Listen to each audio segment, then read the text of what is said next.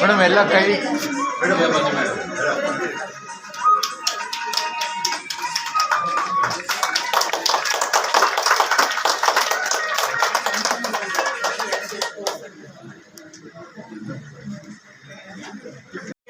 ಮಹಿಳಾ ಮತ್ತು ಮಕ್ಕಳ ಕಲ್ಯಾಣ ಇಲಾಖೆ ಮಂಡ್ಯ ಮತ್ತು ನಗರ ಪ್ರಾಥಮಿಕ ಆರೋಗ್ಯ ಕೇಂದ್ರ ಪುತ್ತೂರು ಮಂಡ್ಯ ಇವರ ಸಹಯೋಗದೊಂದಿಗೆ ಈ ದಿನ ವಿಶ್ವ ಸ್ತನ್ಯಪಾನ ಸಪ್ತಾಹ ಕಾರ್ಯಕ್ರಮವನ್ನು ನಗರ ಪ್ರಾಥಮಿಕ ಆರೋಗ್ಯ ಕೇಂದ್ರ ಪುತ್ತೂರಿಗೆ ನೆರವೇರಿಸುತ್ತಿದ್ದೇವೆ. ಈ ಕಾರ್ಯಕ್ರಮವನ್ನು ಮೊದಲಿಗೆ ಪ್ರಾರ್ಥನೆಯೊಂದಿಗೆ ಪ್ರಾರಂಭಿಸೋಣ. ಕಾರ್ಯಕ್ರಮವನ್ನು ಮೊದಲು ಪ್ರಾರ್ಥನೆಯೊಂದಿಗೆ ನಡೆಸಿಕೊಡಲಿದ್ದಾರೆ ಶ್ರೀಮತಿ ವನಿತಾಗೌಡ, ಆಶಾ ಕಾರ್ಯಕರ್ತೆ ಮತ್ತು ತಂಡದೊಂದಿಗೆ.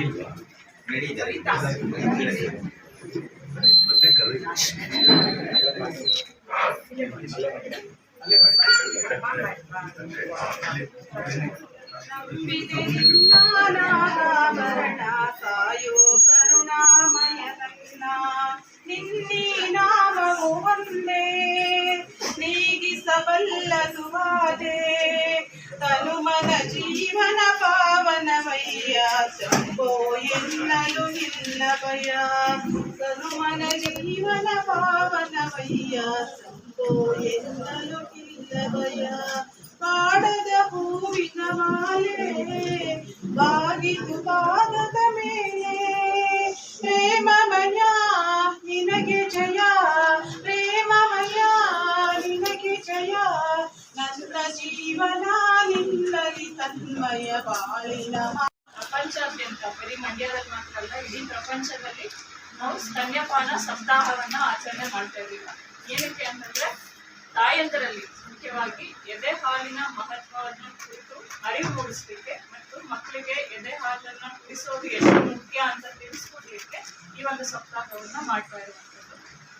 ಎದೆ ಹಾಲಿಗಿಂತ ದೊಡ್ಡದಾದ ಅಮೃತ ಇನ್ನೊಂದಿಲ್ಲ. ನಿಮಗೆ ಮುಖ್ಯವಾಗಿ ಏನಪ್ಪಾ ಹೇಳ್ಬೇಕು ಅಂತಂದ್ರೆ ಏನಕ್ಕೆ ಈ ಸಪ್ತಾಹ ಬೇಕು ಅಂತ ಫಸ್ಟ್ ಹೇಳ್ತೀನಿ. ಹಿಂದೆ ಸುಮಾರು ವರ್ಷದ ಹಿಂದೆ ನಾವೆಲ್ಲರೂ ಕೇವಲ ಬುದ್ಧಿವಂತರಾಗದೆ ಪುಸ್ತಕ ಎಲ್ಲ ತಿಳ್ಕೊಂಡಿರ ಇರೋವಾಗ ದೈವದತ್ತವಾಗಿ ನೈಸರ್ಗಿಕವಾಗಿ ಮಗು ತಾಯಿ ಹತ್ರ ಹೋಗ್ತಾ ಇತ್ತು, ತಾಯಿ ಮಗುವಿಗೆ ಹಾಲು ಕೊಡ್ತಾ ಇದ್ರು. ಬೇರೆ ಬೇರೆ ಪ್ರಾಣಿಗಳೆಲ್ಲ ಹೇಗಿದ್ದಾವಲ್ಲ ಮ್ಯಾಮಲ್ಸ್ ಅಂದ್ರೆ ಸಸ್ತನಿಗಳು, ನಾವು ಸಸ್ತನಿಗಳ ಪ್ರಭೇದಕ್ಕೆ ಬರ್ತೀವಿ.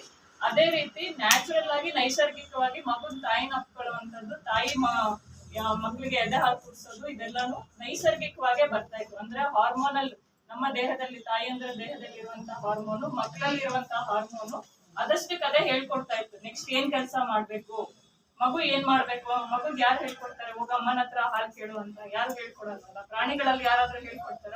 ಹಾಲು ಕುಡ್ಸೋ ಪ್ರಾಣಿಗಳೆಲ್ಲ ನೋಡಿದಿರಲ್ವಾ, ಸಸ್ತನಿಗಳನ್ನೆಲ್ಲಾನು ತಂತಾನೆ ಹೋಗಿ ಕೇಳುತ್ತೆ ಹಾಲ್ನ.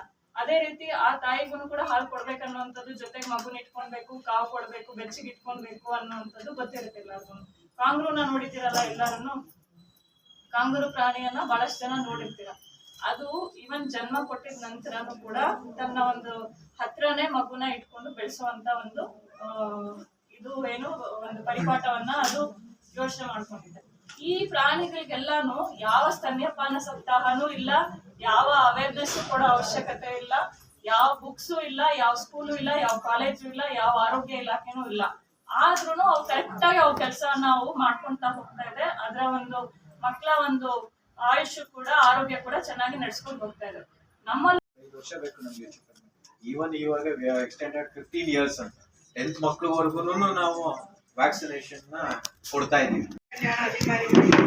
ಹಾಗೂ ಎಲ್ಲ ಕಾರ್ಯಕ್ರಮ ಅನುಷ್ಠಾನ ಅಧಿಕಾರಿಗಳಿಗೆ ಮತ್ತು ಎಲ್ಲ ತಾಯಂದಿರಿಗೆ ಹಾಗೂ ಆರೋಗ್ಯ ಸಿಬ್ಬಂದಿಯವರಿಗೆ ಮತ್ತೆ ಎಲ್ಲರಿಗೂ ನನ್ನ ನಮಸ್ಕಾರ. ಪ್ರತಿ ವರ್ಷದಂತೆ ಈ ವರ್ಷವೂ ನಾವು ವಿಶ್ವ ಸ್ತನ್ಯಪಾನ ಸಪ್ತಾಹನ ಹಮ್ಮಿಕೊಂಡಿದ್ದೀವಿ.